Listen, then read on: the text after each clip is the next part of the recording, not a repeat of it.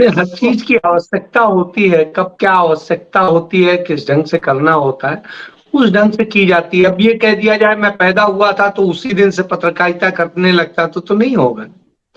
या कोई चीज है, जब जो जो तरीके होते हैं, जब जब परिस्थितियां होती हैं, चीजें होती हैं, उस ढंग से चीजें होती हैं। तो कमोबेश इसको आपको यूं समझना पड़ेगा कि आवश्यकता आज महसूस हो रही है कि चीजों को लेके, मुद्दों को लेके लड़ने की इस तरह की स्थिति है, तो ये रणनीति तय की जा रही। तब दूसरी रणनीति समझ में आती थी तो उस ढंग से करते थे।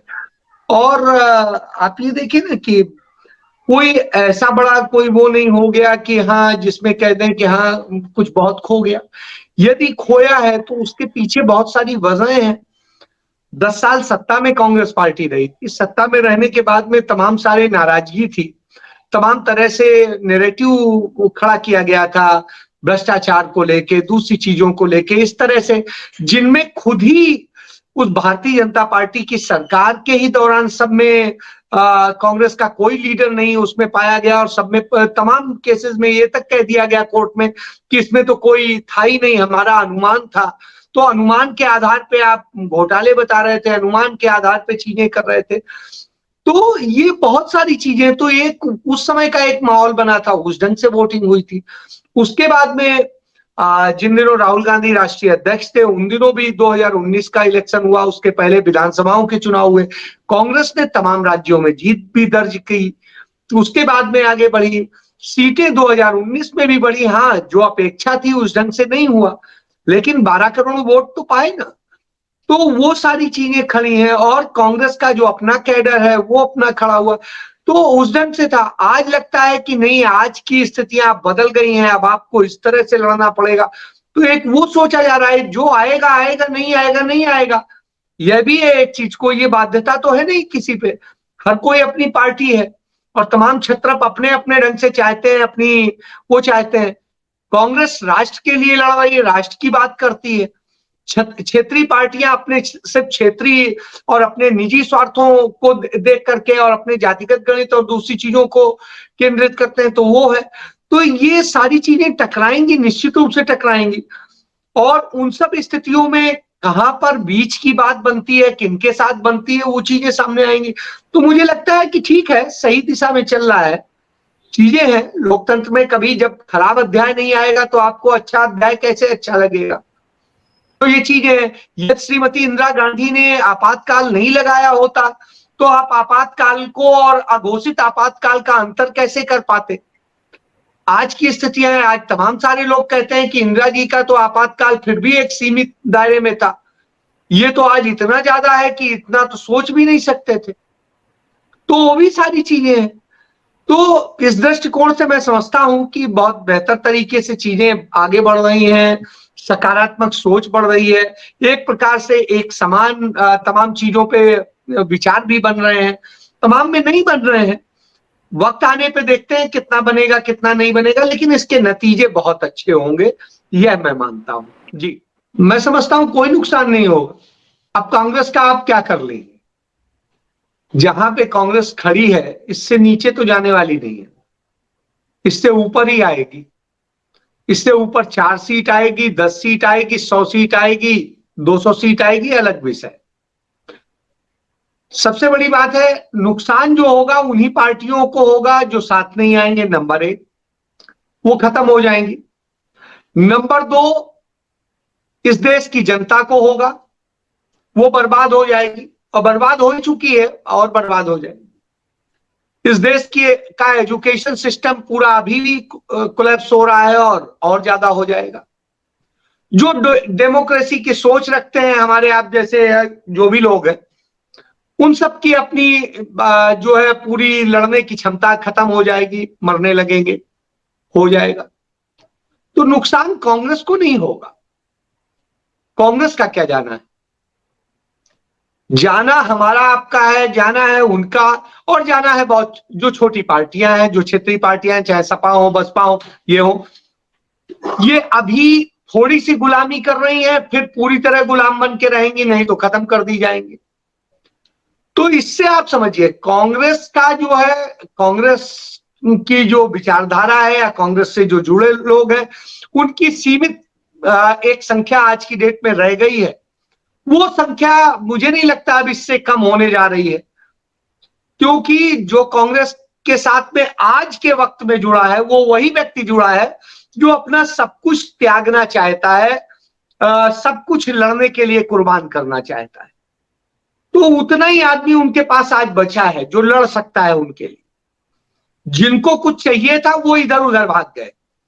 कुछ राज्यों की बात करें तो क्षेत्रीय पार्टियों में भाग गए, कोई सपा में भाग गया, कोई बसपा में भाग गया, कोई कहीं और भाग गया, और जो यदि नेशनल लेवल पे इंटरेस्ट थे तो वो कोई भाजपा में भाग गया, कोई कहीं भाग गया, या सत्ता के इंटरेस्ट थे जहां जो सत्ता में था उसके साथ भाग गया। तो फिर मैं वही कहता हूं कि कांग्रेस के साथ आज की डेट में वही लोग जुड़े हुए हैं जो देश के लिए, लोकतंत्र के लिए और उसके लिए लड़ना चाहते हैं, करना चाहते हैं। उन्हें कुछ नहीं चाहिए, और जिन्हें कुछ नहीं चाहिए उनको फर्क नहीं पड़ता है, क्योंकि उनका आप क्या करो, हम तो खुद ही अपने को लुटाने को तैयार। तो जब हम लुटाने को तैयार हैं तो आप क्या करेंगे? परेशान उनको होना है, हारना उन्हें है जिनको कुछ पाने की अभिलाषा है। और वो कौन है? वो क्षेत्रीय पार्टियां हैं, वो लोग हैं जो कुछ चाहते हैं कि हाँ ये सत्ता में ये मिल जाए, ये मिल जाए। तो लड़ने वालों में और इनमें ये फर्क होता है, और ये फर्क हम देख रहे हैं। तो मुझे नहीं लगता है कि कोई समस्या है कहीं। समस्या यदि है तो दूसरी जगह है, और उस समस्या को सॉल्व करना भी सबकी जिम्मेदारी है। कांग्रेस अपने प्रयास कर रही है, दूसरे भी अपने प्रयास करें यदि संभव होगा। आप याद करिए 2004 का चुनाव, कांग्रेस पार्टी अकेले ही लड़ी थी, अकेले ही उसने अटल बिहारी वाजपेयी जैसे बड़े लीडर को सत्ता से बाहर किया था। जीतने के बाद लोग साथ आए थे, जीतने के पहले तक तो नहीं आए थे। तो उदाहरण मौजूद है। तो और जब कांग्रेस का जन्म हुआ था बड़े चंद लोग होते थे, और कांग्रेस धीरे धीरे एक आंदोलन बनी। यदि लोग, लड़ने वाले लोग आते हैं और लड़ने वाले ही लड़ते हैं, पूरा हिंदुस्तान लड़ता हूं ये नहीं, हिंदुस्तान का इतिहास है, ये कायरों का देश रहा, और कायरों के देश में आप पैदा हुए।